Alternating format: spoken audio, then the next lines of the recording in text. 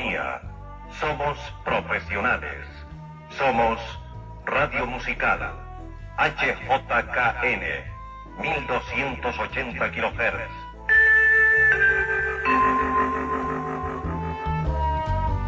Uno, dos, tres, grabando. Decálogo para hacer un podcast. Por Lucas 28.4 FM Estéreo. La gente chismosa revela los secretos. La gente confiable es discreta. Proverbios 11:13. Para nadie es un secreto que hoy en día nada es un secreto. La adicción por saber, averiguar y contarlo todo es lo que algunos expertos llaman la era de la información. Para aquella persona que padece un trastorno por consumo de sustancias informativas, sumado a incontrolables ataques de incontinencia verbal, le informo que está usted desahuciado, porque no existe remedio alguno para que tenga ese pico bien cerrado, sin llegar a algún tipo de amenaza personal. De modo más alentador, permítame ofrecerle el medio que le ayudará a regular y canalizar ese chismorreo crónico: el podcast. A continuación pongo a su entera disposición un decálogo para que monte su propio podcast y evacúe toda esa información, para deleite de los pocos que tengan el don de la escucha. Primero, coja oficio y aproveche el tiempo libre en épocas de pandemia para ponerse en contacto con viejos amigos. Es posible que en el ejercicio de adelantar cuaderno se les ocurra hacer un podcast. Segundo, precise las características de los participantes de dicho proyecto, preferiblemente personas dicharacheras, chuscas, ilustradas, expertos en todo y profesionales en nada, con abundante vello facial y uso permanente de anteojos.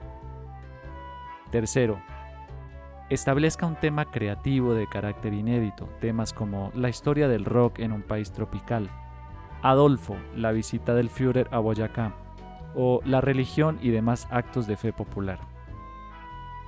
Cuarto, aparte de sus papás, sus hermanos, su abuelita y 2 amigos, es importante que defina un grupo objetivo más amplio a quien vaya a dirigir su contenido. Quinto, revise entre sus cachivaches personales si de casualidad tiene un buen micrófono que le permita optimizar el sonido de su podcast. De no ser así, inicie una expedición sin tregua en busca de tan necesario utensilio. Consulte con un familiar, llame a un amigo y si no hay más remedio, acuda a la casa de empeño más cercana.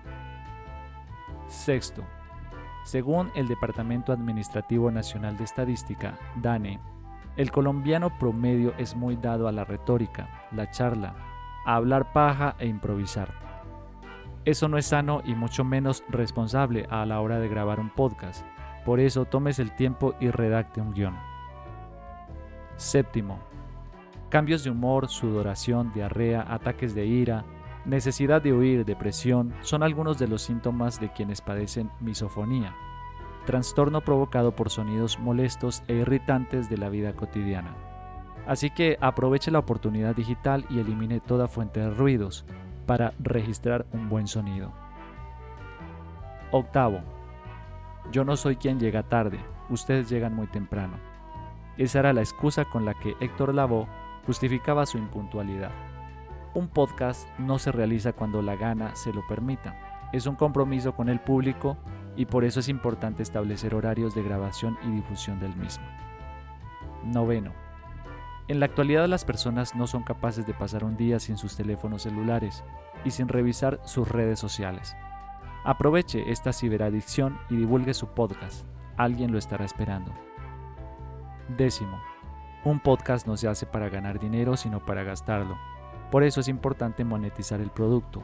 Busque patrocinio, venda publicidad o implemente el diezmo entre sus oyentes.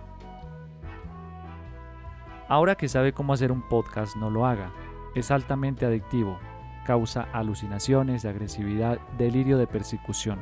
Al principio genera una sensación de placer y luego de angustia. Es un viaje sin retorno y ya vamos con los puestos llenos. No hay gente para tanto podcast. Escrito e interpretado por el apóstol Lucas bajo la bendición de la hermana Esther, consignado en el gran libro de los profanáticos.